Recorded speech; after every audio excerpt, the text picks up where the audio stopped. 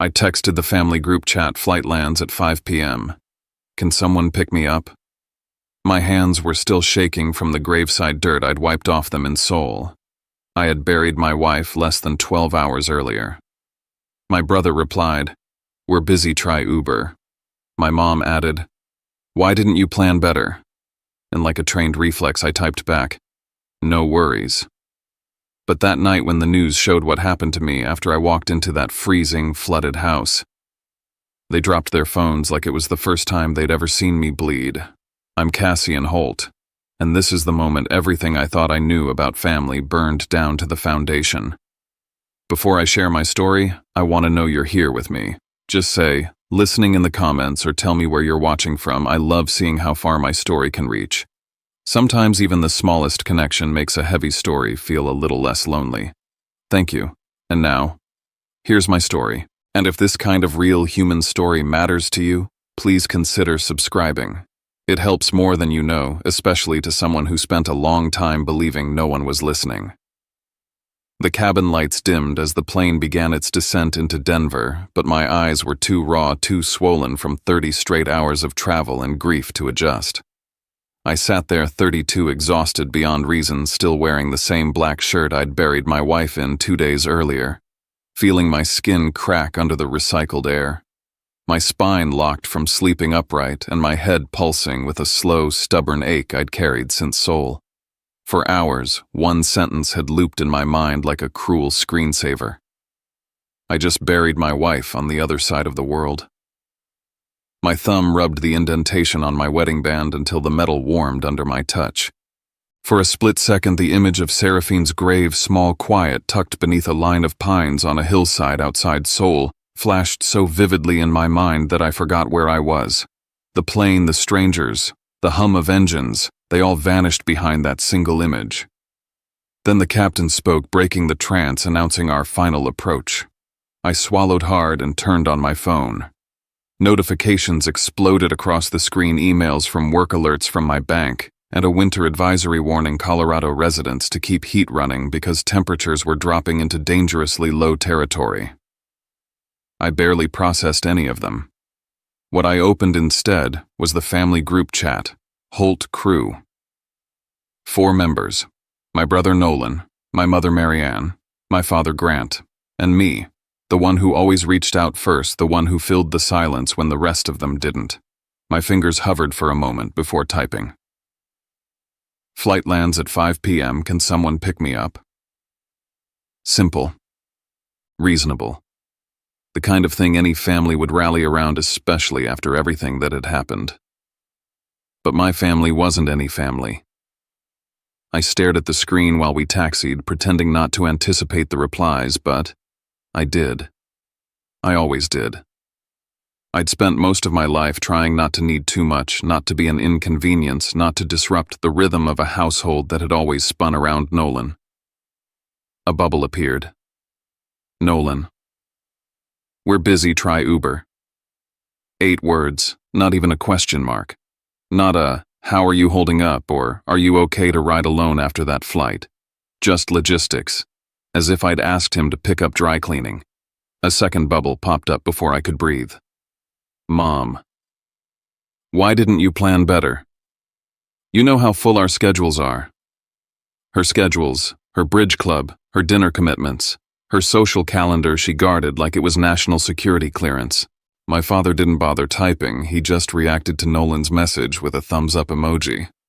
A gesture I'd seen so many times growing up that it had become almost a punctuation mark in our household. Good enough, moving on. I stared at the 3 responses. My throat tightened. I wanted to tell them the truth, that my hands were still shaking from lowering a casket into foreign soil, that I hadn't slept in days, that I had walked out of a cemetery carrying only a folded letter and the necklace Seraphine wore every morning. I wanted to say that I didn't have the strength to drag 3 suitcases across a frozen parking lot. I wanted to type, I just buried my wife. But the old instinct kicked in, the one that told me never to burden them, never to make things dramatic, never to expect more than they were willing to give. So I wrote, no worries, I'll figure it out. And just like that, I stepped back into the role I'd been assigned my whole life. The son who never needed too much. The brother who took the crumbs and said thank you. The man who solved his own emergencies, so no one else had to rearrange their precious schedules. The plane doors opened. A blast of cold air seeped into the cabin. Passengers grabbed their bags, eager to get home to family, to warmth. Meanwhile, all I had was a text thread full of people who treated my grief like a scheduling conflict. By the time I stepped into the terminal, the airport was buzzing with announcements about the incoming cold snap. Screens above the baggage claim flashed warnings. Expect frozen pipes. Keep heat running. Check your furnace. I rolled my aching shoulders and watched strangers hug relatives, kids run into grandparents' arms, couples reunite with tearful laughter. My own phone remained silent. I hauled my 3 suitcases, 2 filled with everything of Seraphine's I couldn't bear to leave behind, onto a cart and arranged a rideshare pickup. The price was nearly double the usual rate, but I tapped accept run without hesitation. Outside, the wind cut across the pavement, sharp and metallic. As I pushed the cart toward the pickup lane, I glanced at my phone one last time. The family group chat sat pinned at the top, the words, "No worries," glowing like a lie I had swallowed whole. I had no idea that before nightfall those same words would echo back at my family through a television screen, that by 10 p.m. the entire state would know exactly what I'd endured alone. At that moment, all I knew was that the cold was sinking through my coat and that the real storm, both the one outside and the one waiting for me at home, was only beginning. The car's heater blasted warm air, but none of it reached me. I sat in the back of the rideshare, forehead pressed against the cold glass, watching Denver's city lights smear into streaks of color. I barely registered the driver's soft humming, his fingers tapping the steering wheel, the muted radio report about plunging temperatures. Instead, my mind drifted backward because, to understand how I ended up returning to Colorado alone with my wife's favorite sweater folded in my bag and her wedding ring hanging on a chain around my neck, I had to go all the way back to where it began. Austin, Texas. A co-working space with too many Edison bulbs and too little actual lighting. A design workshop I was presenting at. A coffee machine that sputtered aggressively whenever someone ignored the "Do Not Overfill" sign. And Seraphine Vale, walking contradiction software engineer, the woman who dropped an entire cup of hot coffee onto my laptop as she tried to squeeze past a group reaching for pastries. She froze. I froze. My laptop hissed, and then she burst into the most unfiltered laugh I'd ever heard. "Okay," she said, brushing her hair back and looking directly at me. "If I buy you a new laptop, will you forgive me? Or do you prefer coffee sacrifices daily?" I remember thinking, who laughs like that at a disaster? Who looks that alive at 9 in the morning? She insisted on buying me another drink that wouldn't kill my electronics, and we sat at a corner table talking about everything. UX coding the absurdity of the workshop snacks, why Austin felt like a city still figuring out its personality. My phone buzzed non-stop during that conversation. The Holt Crew group chat was going wild over Nolan's newest sales award. Memes, photos, my mother's proud paragraphs written like a press release. Not one person noticed I was presenting that morning, even though I'd told them 2 weeks earlier. Seraphine saw the notifications lighting up my screen. She raised an eyebrow. "Your family's enthusiastic," she said, "but none of them asked how your talk went." I shrugged. I'd spent my whole life shrugging off things that hurt. From that day on, everything with her moved effortlessly: late-night coding sessions, takeout dinners on the couch, debates about UI patterns, laughter that filled every inch of our little Austin apartment. When remote work became permanent, I suggested moving somewhere quieter. Boulder called to both of us: mountains, seasons, fresh air, a place where we could build something new. My family was less thrilled. Colorado was too far, too inconvenient for holidays, too remote for my mother's taste. Nolan asked about salaries, first, support second. Classic. But we moved anyway. Bought a small house with a yard big enough for her to plant sunflowers. She baked on Sundays, dancing barefoot in the kitchen while I sat at my desk facing the Rockies, wondering how I got so lucky. We talked about kids, names, how we'd raise them. How the office could easily turn into a nursery. For months I'd walk past that room and picture her decorating it. And now, the room was still there, still full of papers and half-finished projects, frozen in time. The memory tightened like a knot in my throat. Then came the offer from a Seoul-based AI firm, a paid contract that could push her career forward for years. The night she told me about it, she kept apologizing, worried it would take her too far from me.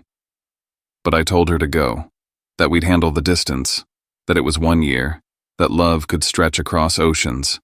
My family had predictable reactions. Nolan is the compensation worth the hassle, Mom. 1 year. What about giving me grandchildren? No one said we're proud of you. No one ever said that. I felt ashamed as I introduced her to friends at our farewell dinner in Austin, babbling excuses for why my family couldn't make it. Again. On the day she flew to Seoul, I walked her to security. My family texted a single safe travels. Right before she stepped through the gate, she leaned in close and whispered, "If anything ever happens to me, don't let anyone tell you you're asking for too much." At the time, I laughed it off.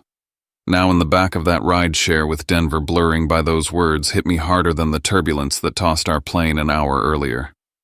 I pressed my forehead harder against the glass, letting the cold numb the sting in my eyes. Outside, the lights of the city flickered by like ghosts of a life that felt impossibly far away. I didn't know yet that I was heading home to an empty house. I didn't know yet that frozen pipes would burst, that carbon monoxide would fill the rooms, that by midnight I'd be unconscious and hypothermic, and that a neighbor's 911 call, not my family, would save my life. For now, all I had were memories of Seraphine, warm, bright, alive, and the sharp, cutting truth settling deeper in my chest. She had seen everything clearly long before I did. The last few weeks played in reverse, as if someone had spliced together pieces of a film I never wanted to watch again. Just a few days before everything shattered, Seraphine and I had ended a morning video call the way we always did, her sitting cross-legged on her apartment floor in Seoul hair, in a messy bun, eyes tired but still teasing. She mentioned a headache that had been bothering her for hours, brushing it off with a laugh, blaming the all-nighter she'd pulled for a project deadline. I told her to rest. She told me she would, but we both knew she probably wouldn't. 8 hours later, while I was eating reheated leftovers in Boulder, my phone rang with a number I didn't recognize. When I answered, a rush of Korean and broken English tumbled into my ears so fast I could barely understand. A co-worker of hers was shouting over the chaos around him, something about her collapsing mid-meeting, being rushed to the ER, a possible aneurysm, the doctors working on her. I stood there, frozen fork still in my hand, unable to form words. He apologized for his English, but it wasn't the language barrier that made everything incomprehensible. It was the sheer terror of imagining her alone in that hospital. I booked the next flight I could find. Boulder to Denver, Denver to LAX, LAX to Seoul. Every layover was a blur of fluorescent lighting and airport chairs. At the boarding gate, I sent a message to the family group chat explaining that Seraphine was in critical condition. The replies came quickly, but hollow. Keep us posted. Let us know what the doctors say. Not a single question about me. Not one offer to help. The subtext was clear. Update us, but don't ask for anything more. When I finally reached the hospital in Seoul, a nurse led me through a maze of hallways into the ICU. The smell of disinfectant hung thick in the air. Machines beeped steadily, their patterns too calm for what I felt inside. Seraphine lay in a bed surrounded by tubes and wires, her skin pale, her chest rising and falling only because the ventilator forced it to. A doctor with kind eyes explained quietly that an aneurysm had ruptured. The damage was massive. The chances were slim. I sat beside her, telling her about the snow in Boulder, about the bakery she loved on Pearl Street, about the silly joke she'd made just days ago. I talked because the silence terrified me. I talked because I couldn't bear the thought that she might slip away without hearing my voice one last time. Later, when a nurse checked her chart, I glanced over and froze. Under emergency contacts, the first name listed was mine. The second was her former professor in Austin. There was no mention of my parents, my brother, or anyone from the Holt family. That line on the page hit me harder than anything the doctors had said. It confirmed something she'd been trying to show me for years in her life. I was the family. My family in her eyes were strangers. When I called my mother to tell her the severity of the situation, her first question was whether insurance would cover the hospital stay. She wanted to make sure we weren't letting ourselves get overcharged. Nolan said that if things looked too grim, maybe I should consider bringing her back to the States quickly so costs wouldn't escalate. No one asked if I was alone. No one asked if I had slept, eaten, or had support. When I asked if they could come to Seoul if things got worse, my mother hesitated, then said the flights were too expensive and she had social commitments she couldn't miss. 3 days later, the doctors called me into a consultation room. The ceiling lights buzzed faintly. I stared at the table while they explained that her brain had no meaningful activity, that she wasn't in pain but wouldn't recover, that keeping her on machines would only prolong what little was left of her life. My signature felt like the heaviest thing I had ever written. The funeral happened in a modest chapel outside Seoul. A handful of her colleagues came. A few American expats I'd never met showed up with flowers offering their condolences quietly. I propped my phone on a small stand and started a video call to include my family. My mother complained about the lighting hurting her eyes and left the call early. Nolan stayed on for a few minutes before announcing he had to jump onto a client meeting. My father didn't say anything at all. After the service, I checked our group chat. One message awaited me. "You did what you could. Now focus on getting home and sorting things out." No one wrote "We're sorry." No one asked how I was standing upright. The days after the funeral were a blur of paperwork. I ran back and forth between government offices, translators, and the U.S. consulate. When I inquired about bringing her body home, the cost was staggering, far beyond anything I could manage. Insurance would only cover a portion. Exhausted and nearly out of money, I made a choice I never imagined I'd have to bury her in Seoul, not in the place she once called home. My mother's response when I informed her was just another blow. "Do whatever you think is reasonable. Just don't take out loans from us." I picked a burial plot on a quiet hillside overlooking maple trees turning red in the winter cold. I tucked a worn paperback, a small photo, and a Rockies keychain beside the headstone during my last visit before flying out. I told her I would come back. I promised I would keep going, even though I no longer understood how. As I walked back toward the exit, 2 of her coworkers whispered to each other, glancing at me with pity. One said softly, "Usually family comes." The words stung more than the cold wind.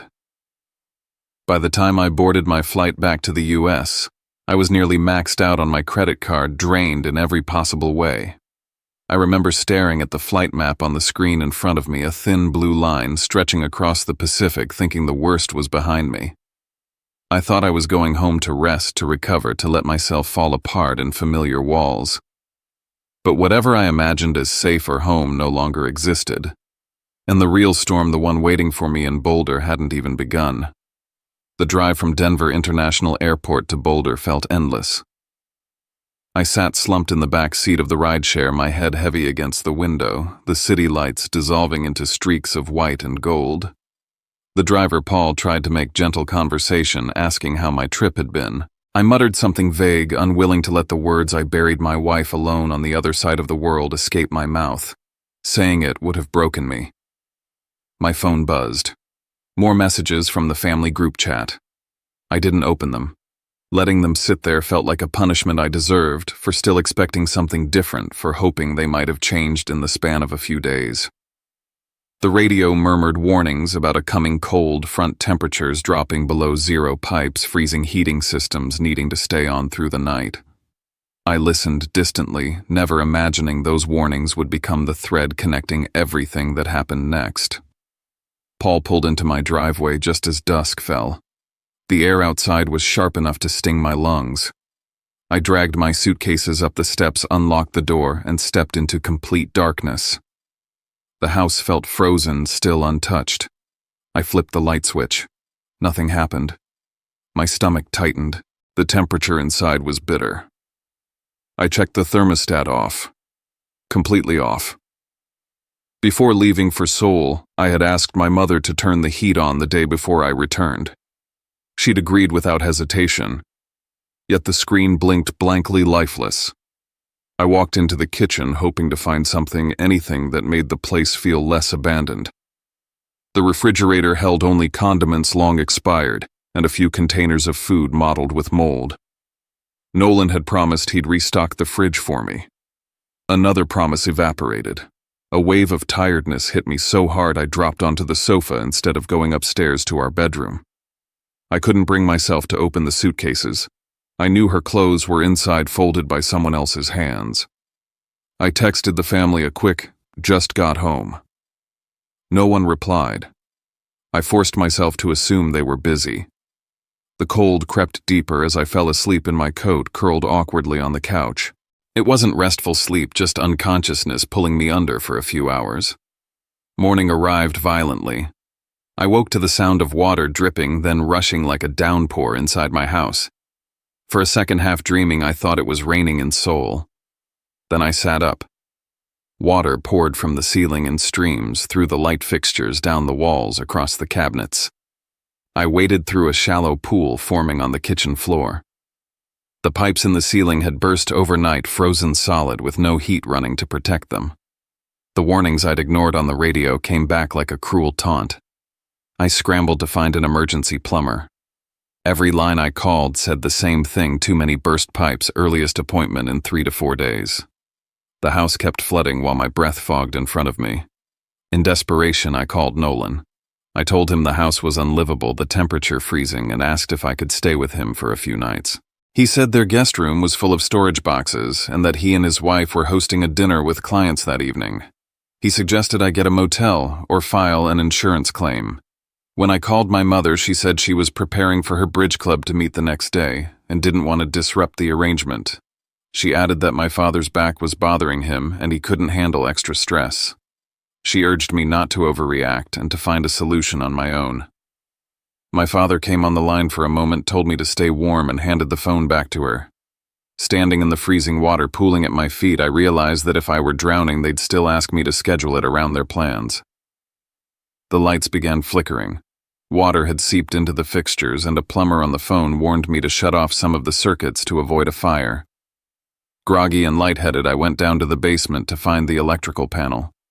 The stairs were slick. The basement floor glistened with a thin sheet of water. I shuffled toward the panel, telling myself it would only take a second. My hand touched the metal box, and at that exact moment my foot slid. I fell, my arm striking the panel. A sharp current shot up my arm. Pain snapped through my chest. The world blinked out for an instant. When everything came back, I was on the floor, head throbbing, the side of my face wet with blood. I wasn't thinking clearly. I crawled back upstairs, forcing myself onto the sofa.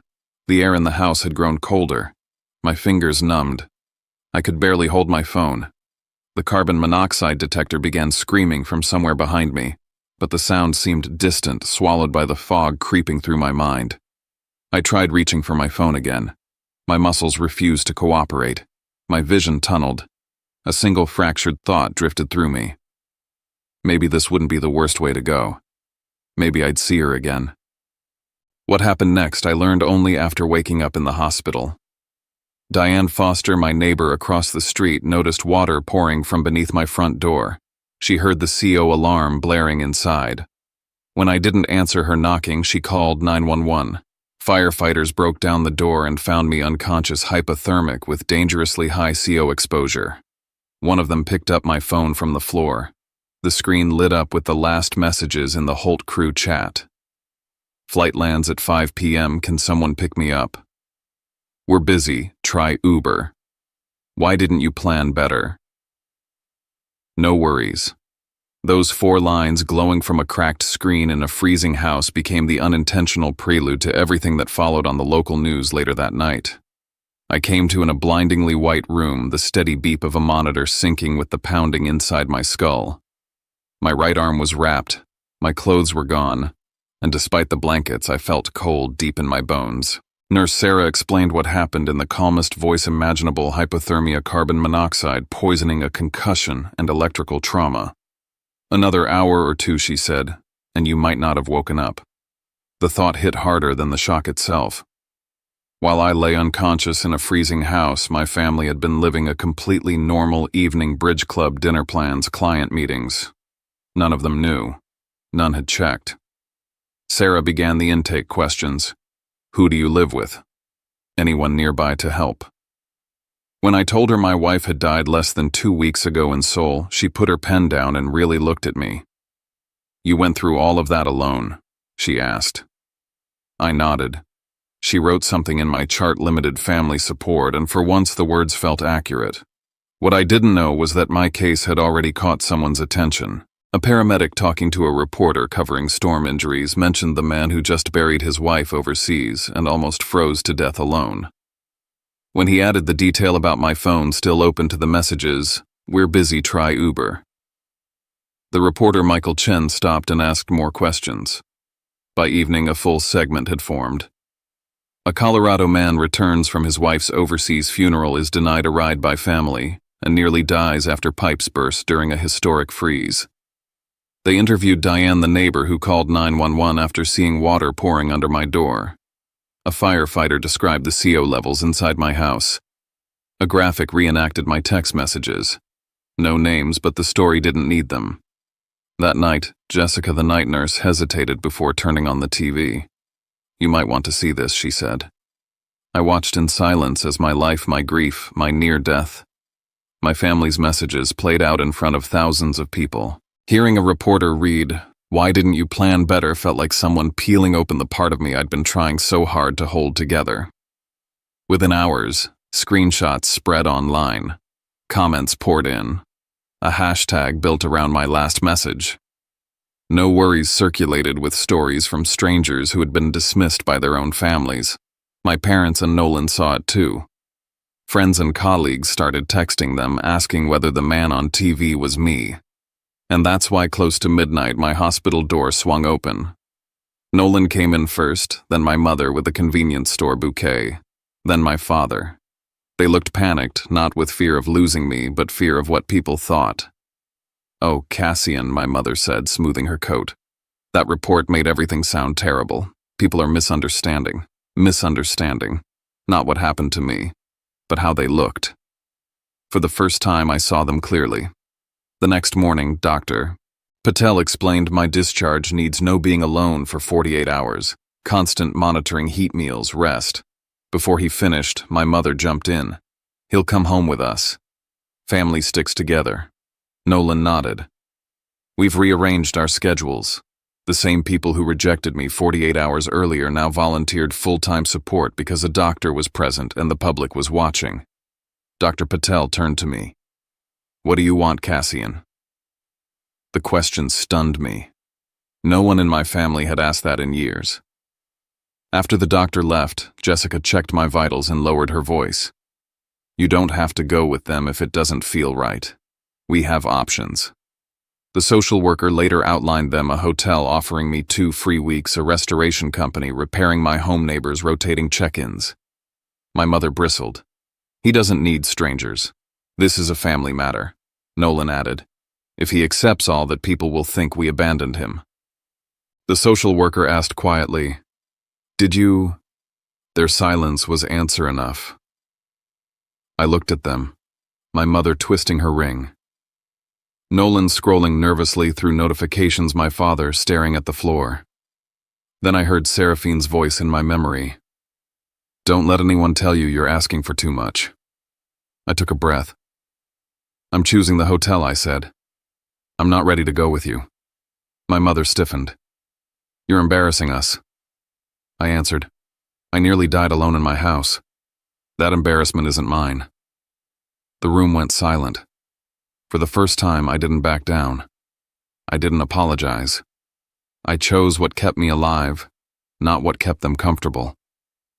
As the snow fell outside the hospital window, the social worker handed me the hotel paperwork. Jessica squeezed my shoulder. My family stood in a corner whispering, shaken not by my brush with death, but by losing control. And I realized this was the first decision in my life that truly belonged to me. My first days at the Denver hotel felt unreal. I stepped into a warm lobby, the scent of fresh coffee filling the air, a receptionist greeting me by name with a soft, "We're sorry for your loss." In my room waited a small gift basket and a handwritten card. "The community is here for you." It struck me that strangers had done more for me in 48 hours than my family had done in months. The social worker encouraged me to join a grief support group. The room was simple folding chairs, a whiteboard, quiet faces carrying their own storms. When it was my turn, I told the story fully for the first time: Seoul, the funeral alone, the empty airport ride, the freezing house, the CO alarm, the neighbor who saved me. A man across the circle said he'd seen the news, but hearing it from you is different. For once, my story wasn't treated like a headline, it was heard as pain. A few days later, Michael Chen asked for a follow-up interview. I hesitated, but the social worker's question lingered. Do you want others to shape your story, or do you want to? I agreed under the condition that I wouldn't name my family. Before filming, he showed me an email from someone with my family's last name asking the station to correct misunderstandings because the report made them look bad. I felt something inside me settle. If anyone was going to define the truth, it needed to be me. During the interview, I spoke plainly about grief, about needing only the basics: presence, warmth. One small act of care, and how strangers had stepped in where family hadn't. I said, I'm not telling this to shame anyone. I'm telling it for the people who think they're asking for too much when they're only asking not to be left alone. The segment aired that night. My phone flooded with missed calls from my mother and Nolan. When I finally answered, they accused me of airing private matters and making them look heartless. For the first time, I didn't apologize. If someone sees themselves in what I said, I told them that isn't my fault. Around that time, I kept thinking about Seoul, about how lost I felt navigating everything alone. Seraphine had once dreamed of helping students study abroad without fear of emergencies, so I contacted our old university to establish a small scholarship in her name.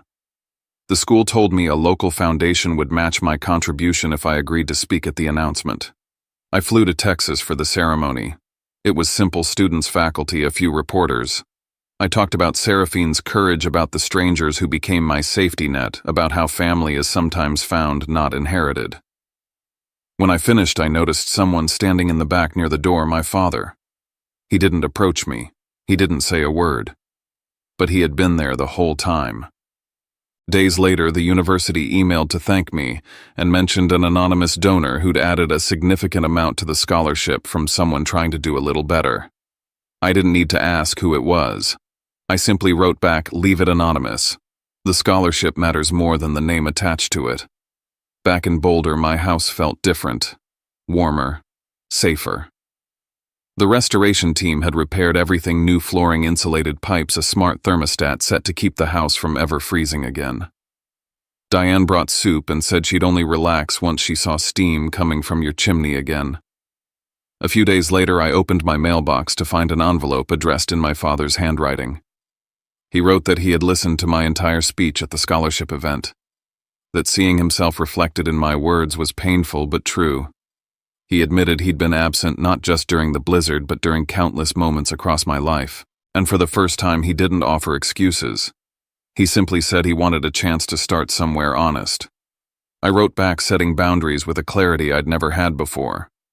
If we were to build anything, it had to be as two adults meeting on neutral ground, not a son performing for a family that wouldn't show up. He replied, Saturday, Maple Street Diner. I'll be early. Our first conversation was awkward, almost silent. The next one went deeper. He spoke about fear, about choosing peace over truth, about feeling proud of Nolan because it was easier than understanding me. He said he envied the way I'd spoken publicly about pain, something he'd never dared to do in his entire life. I didn't forgive him on the spot, but I acknowledged the effort. It was small, but real. Meanwhile, my relationship with my mother and Nolan settled into a polite distance. They sent holiday greetings, photos from dinners, comments that avoided every hard thing. I answered briefly, without resentment, but without hope they would suddenly become different people. I no longer needed them to. A year after Seraphine died, I flew back to Seoul, this time to keep a promise not to survive a catastrophe. I visited the hospital and donated to a fund for international families. A nurse recognized me from the prior year and said their support program had improved after hearing stories like mine. At the cemetery, I sat before Seraphine's stone and told her everything: the freezing night, the neighbor, the hospital, the scholarship, my father's letter. I said I still missed her fiercely, but grief was no longer swallowing me. It had become something quieter, a companion, not a